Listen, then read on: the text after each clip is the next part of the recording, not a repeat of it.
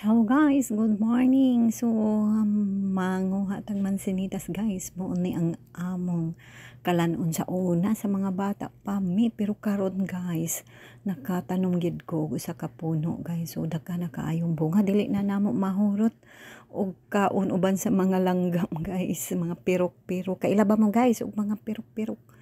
So, ani karon ang akong gibuhat namo po ko guys. Kaysa kadaghan gyud ang iyang bunga. So, danang kaon og dapong tigom sa akong pinupo guys. So, mao ni karon ang akong gibuhat kay sa akong nahibaluan guys sa antioxidant ning bunga sa mansanita. So, kinahanglan mo kaon gyud ay tani apil ang mga langgam guys. So, makaprotekta ni sa atong health. So, mao ni ang iyang mga bunga karon guys pagkadaghan-daghan.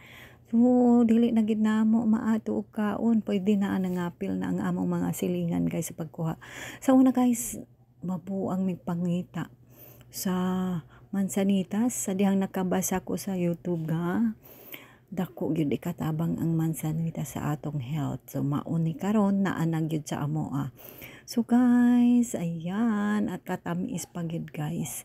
So daghan kayo ang bunga og ako pong apilan si Habibi og kuha guys kaya aron makakaon pod siya. So og daghan-daghan na gyud guys ang akong nakuha sa pagkakaron.